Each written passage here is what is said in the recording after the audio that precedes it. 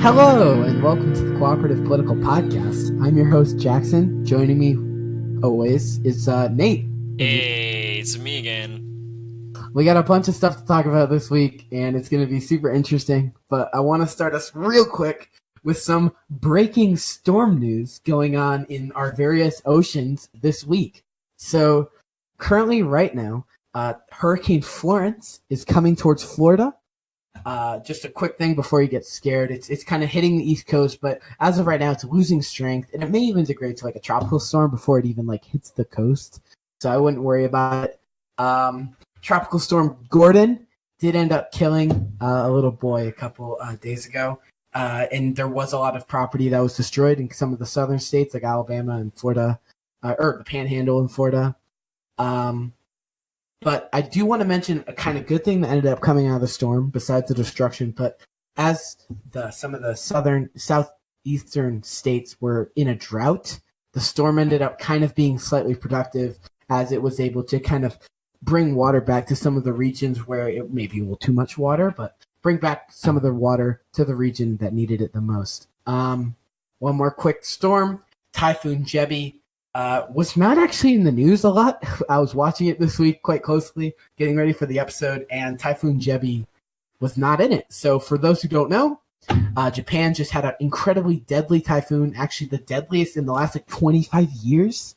The death count is up to 11, and as of September 7th, thousands are displaced in the storms and the following earthquakes. It has actually destroyed the area around it, and it's left a wake of destruction. But that's it for the breaking news. Keep on your toes. I don't think the storms are going to make it up to where we live, Connecticut, but it may land anywhere else. So just be warned for that. Well, starting off on that note, I guess, we're going to get into some world news. In recent events, the Emirates plane has been quarantined at JFK due to a mysterious illness that is described as flu-like. 19 people were reported ill after an Emirates plane was quarantined at JFK on Wednesday. The New York City Health Commissioner, Dr. Alexis Borat, told reporters it's probably influenza or Spanish flu, but tests for MERS, or Middle Eastern Respiratory Syndrome, were negative, so they're good on that way. Yeah. A spokesperson from the CDC said that 512 passengers were aboard the flight from Dubai, and about 100 initially complained about flu-like illnesses. 11 people were taken to the hospital, while the rest were told to wait. Hang on, I've got that. I just want to comment quickly on the quarantine. It's starting to be lifted now if people get treated. They do actually think it's influenza, which is really scary because most people would say, wow, I've had a treatment for that. Isn't that wiped off the map? That and polio? But no, the scary thing is that is completely incorrect. In some of those countries where healthcare is not 100%, it is really an epidemic there, influenza especially. Vaccines, basically, they saved the world once, they'll save it again. Get your vaccines, because we've had influenza here. So, I do want to bring us into our next topic of world news. Brazil's leading presidential candidate stabbed at a rally. Congressman Jair Bolsonaro was stabbed on Thursday at a rally. Jair is in a serious but stable condition. I was able to get that update, but will need at least 2 months for recovery. He is noted to be a far-right politician and has been called such as offensive and homophobe and racist, although most world leaders and the public of Brazil consider him kind of the best bet, and he is the most popular candidate. Now, I wanted to mention, as we start going into our political topic, that this man was quoted as being a far-right politician. I've looked into some of his policies, and he's more of a strong conservative, like you would kind of closer to a Donald Trump. But he's not really far right. And that got me thinking, right? Because far right, you would think nationalism, fascism, and the doctrines that spire off across that But it brought me in the idea and what our topic is of this week, which is fascism. And you think, wow, it's 3 episodes, guys. You talked about fake news, now you're talking about fascism. But I don't want to talk about fascism like why it's bad, why it's good, but I want to talk about how people get it misinterpreted. And I just want to make the listeners more well aware of the accusations that may even get thrown at them or that they throw at others that just may be incorrect. Case in point, President Trump. Sorry, you got something to say, Nate? Sorry. Yeah, I'll just quickly go over what fascism is, in a sense. Yeah. It's good to understand it before you explain it, because not everyone here knows. And I really didn't know until I went into this topic, and it was actually kind of a refreshing thing. Because, I always thought of fascism as this far-left government, just complete crackdown on all liberty. But no, it's a way for countries to unite. Well, when it was really first established, it was a way for countries to just kind of unite their people, because under it, it's the idea of having 3 sticks bundled together instead of a single stick, because you can't break those 3 sticks. If everybody's a fascist, you don't have to worry about competing political parties. And while that might seem kind of backwards and not very democratic, it makes sense. It's not a great practice, and in the field it's never worked, but you're looking at it and it shows that in theory it works. You have a political party that's sound. People actually want the political party that's going on, and they want the person in charge of that political party, and it starts to get a much better stability. But moving on. So it's been described as a far right method due to its conservative ways. However, they don't care. The ideas of fascism, especially when it was developed, was not to be on the political spectrum. It was described. It could be either way. It could be the left, right, or the mountain in the middle. They don't care. It's supposed to be a working man's, but not working man's in the sense of communism. Isn't a sense of uniting all the working people together. It's more of just uniting the country together. It's more of a single goal that everyone shares. Yeah. All right. So, what I kind of wanted to talk about, right, was President Trump, right? I'm sorry, I mentioned this earlier, but I wanted Nate to get the definition. President Trump has been called a fascist, right? You will hear it. I've heard it on the street, directed at me and stuff, which is fine, no hard feelings, because whatever, right? But I want to just talk about kind of why they're wrong and what really, if you wanted to call him a fascist, what you should be getting at, and how fascism isn't the right blanket term to call him, because fascism is kind of bad, right? Worse than what is going on in the office right now and all of that. Like, if you were accusing him of fascism, we would be screwed, right? Because if he was actually a fascist, you would be dead, basically. So I'm going to compare fascism a lot to communism, which sounds incredibly stupid, but fascism is basically nationalistic socialism. So the two actually come in pairs quite a bit. And I've heard the joke or the saying that fascism is so far right, it's almost left. And that's not really a wrong statement. As fascism kind of holds, so let's take Hitler, right? Hitler. Rest in peace to any monetization this will ever get. But Adolf Hitler was a fascist, and he led the Nazi Party in Germany, a fascist government. And their ideology ended up being loved. Why? Because it brought an end to the Weimar Republic and a beginning to Nazi Germany. And the Weimar Republic was not a good place to be living at the time. Now, of course, Germany ended up being horrific. A terrible Nazi Germany was not the place to be once the 40s and 30s hit, or late 30s and early 40s hit. And they did a lot of questionable and horrific things during their reign. But the ideology at its core and what it's defined as... Whoa. It's okay. The ideology at its core is nationalistic, socialistic. As I already said, it's the idea of the state is going to provide you everything. We are going to be so far into your lives, you're just going to always wish we were there the whole time.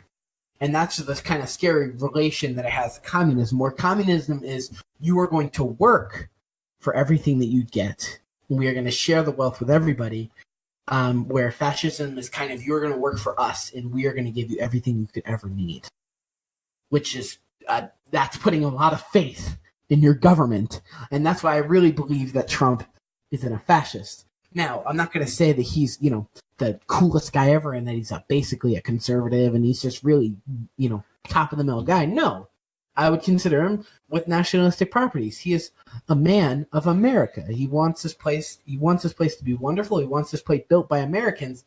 But that's not really what fascism was united under. The fascism in Nazi Germany was united under race, the Aryan race, and how that was going to be the one race that conquered the world. You see how that worked out for them? It didn't, because it's a stupid way to hold things. They thought that if they purged everyone else, they were going to be the ones that came out on top. Quick interjection for that. Yep. Just a historical clarity. Two things. One, the swastika was stolen by Hindus. Yeah. And also, in that area, the Germans visited India and saw them and measured them extensively for reasons we don't still yet understand, but they saw them as perfect, and the people in that area were called Aryans. So Aryan is not, in fact, blue-haired, blonde-eyed. That is the Nazi edition, but that's not the actual race. So, just a clarification. Yes. Yeah, no, thank you so much. Interject whenever. I'm just ranting because I this is something I'm passionate about. I'm passionate when people screw this up because there's no way that I would ever want fascism in this country. Yeah, we're not promoting fascism. We're just giving the news. Yes, we are giving the definition because I think people screw it up and people want to say, wow, you're a fascist. It's like, please don't call someone that because you're probably wrong. And, I don't want it to be such a blanket term. It's just the far right because, like I said earlier, fascism is so far right it's left, right? In the part where it's socialism. And the same thing is, it's really, fascism is National Socialism united under a race. It was the same thing with Mussolini, and you can see some of the same things with Titoism in Yugoslavia. Mussolini was the dictator of it. Sorry, I just want to clarify. But you can see how it kind of changed around their race. Benito Mussolini was going to bring back the Roman Empire, and it all started by taking over Ethiopia. Then once we took over Ethiopia, we were going to take over Greece. And once we took over Greece, we were going to take over Yugoslavia. It was this whole thing, and he was going to rebuild it from, the shores of France all the way to the end of what used to be the Ottoman Empire, the Turkish area, the realm. He wanted all of that for the Roman Empire. And I think that's just not what's happening here. Now you can say Trump is, he's running for white people's rights and all this stuff and privilege. But really, he's not, for one thing. And you can disagree with me on that on another date. I'm just trying to get through the fascism debate here. But I don't think that he is trying for what fascism is. And given his policies, whatever you want to think about his policies, he's not really trying to bring more government into your lives. He's trying to take it away, whether that's for the better or for the worse. He's still trying to bring the government out of your lives and allow you to live slightly more freely, whether that's a good thing or bad. But I think that's where that's where it's wrong. That's where people can be wrong with the declaration of fascism, is that it's not, fascism isn't a party. There's no, yes, of course there are parties in the world, the Nazi party especially, but fascism really isn't a party. It's what happens when those ideas come together in power. And I'm going to let Nick give his remarks too in a minute and what his opinion of fascism is. But I think we get that wrong. We get that wrong. And we think that fascism is this blanket term of far rights and that they just want to burn everyone at the stake to get what they deserve, or to get what they think they deserve. And that they can just rule the world. And that's just so untrue. And especially for Donald Trump, who isn't a fascist. You can call him a nationalist, you can call him a far right, whatever. But he's not a fascist. He's not a socialist. He doesn't. He doesn't actually embody the ideas that the party was created on. And Exactly. I guess moving on. Well, about this, it's still about this. But you have. for it. It is. It's like Jackson said. It's not really far right. I mean, it's even described as being created using the organization tactics of the left and the right-wing tactics politics. So it's not really a far left or far right. It's not extreme. It's more of just a median, and it's a way for just it to have a government that isn't all the way to the side, isn't conservative, isn't liberal. It definitely has liberal views occasionally, and it definitely draws from conservatives. But as a whole, it's just a unifying middle. It's just a middle ground. It's not. Yeah, you're right. It's not a party. You're uniting people under a Führer, under a leader. You are, like I said earlier, you are putting all of your trust in this man.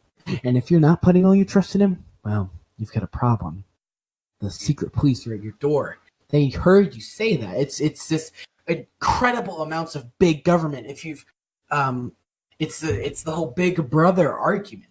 And it's it's a scary thing to say, and it's a scary thing that nobody wants. It's never worked.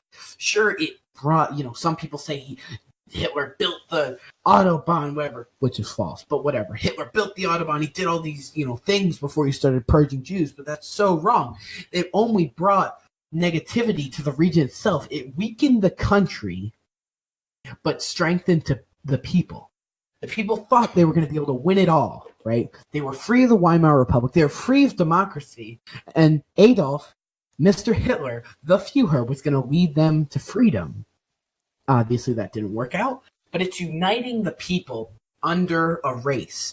The Hitler united them under the Aryans and used the Jews as a scapegoat.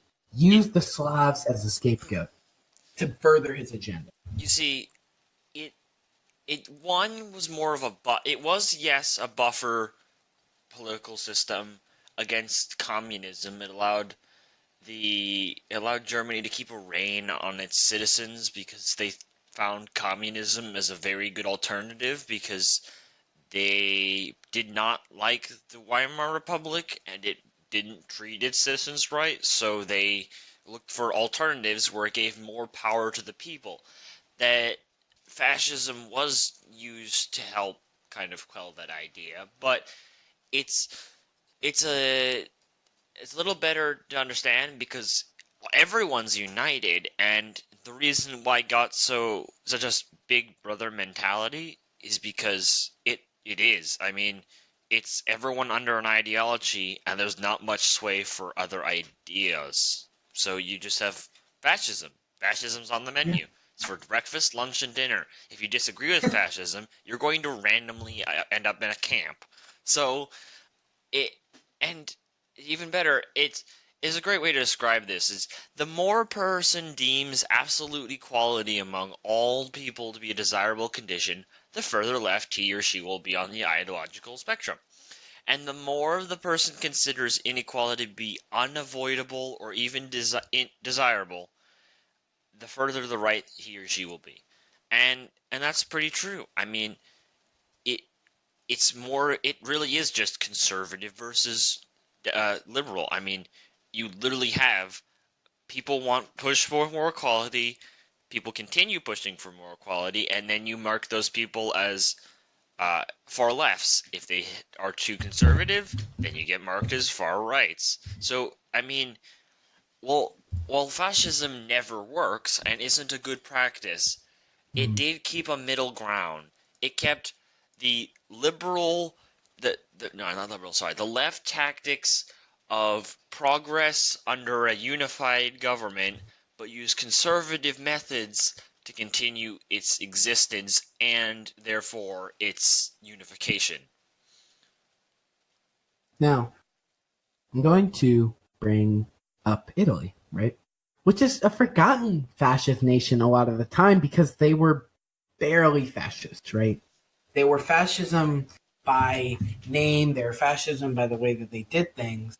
But in closing, I just want to mention how fascism can put ideas in people's heads that are good and put ideas in people's heads that are bad, right?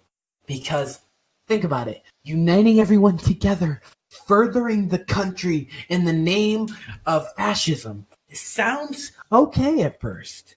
Then you realize the way it's put into practice. The way it's been put into practice every single time, right? The way it had to be put in practice. It's so difficult to get unity. And to get unity, you just have to purge the people that don't want to become unified. And that's the scary part of fascism. And that's why I think people get it wrong and why it's such a terrible ideology to bestow upon someone that usually is just being a far right or being a nationalist or enjoying nationalism in their country. You're essentially saying, I support my country. Well, I mean, do you support... You can only really stick that if you can truthfully say, with evidence that is actually plausible, that they support their country enough to go around and snitch out their neighbors to be in concentration camps.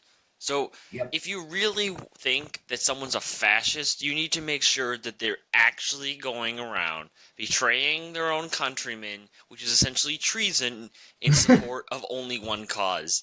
And while the president has had some controversial sayings, he's not gone around, rounded people up, and executed them for disagreeing with them. He's complained, he's whined, but he hasn't killed anyone yet. Exactly. That's a good closing statement, actually. Just do your research. All right. I don't want things to become buzzwords. That's what we're going for with the Cooperative Political Podcast is to the end of buzzwords. Not only the end of buzzwords, to just make yourselves intelligent. I don't want to be the Alex Jones, make yourself intelligent, listen to my show. But I'm saying this can start something. You don't have to call someone a fascist to say they have a bad policy, right? It's just read up on their policy. Read up on their policies. Find a way to make them better. Maybe run for politician yourself. But you don't. Fascism is skewed. It's skewed in how bad it really is and how bad it was for the people that had to deal with it. It's not a buzzword. It's something that is disgusting, and uniting one race by murdering others is gross. It's essentially genocide. You don't want to really be throwing around genocide, so don't buzzword fascism. And I really think that's about all we can say. I mean, we've been here, and we're just saying, before you go and buzzword, just know the history behind your buzzword. Know the meaning. Know the real meaning. Not just the skim off the top of the pond meaning. I want you to dive deep into the meaning. Go find some articles. Go read a book. Go do something. But before you buzzword, know the buzzword. And that's how we make politics progressive, interesting, and enjoyable again. By actually knowing what we're talking about. Thank you very much for tuning into this episode of the Cooperative Political Podcast. We've been your hosts. Check us out. Tune in next week. Pretty much. All right. Have a good one. Bye. Bye.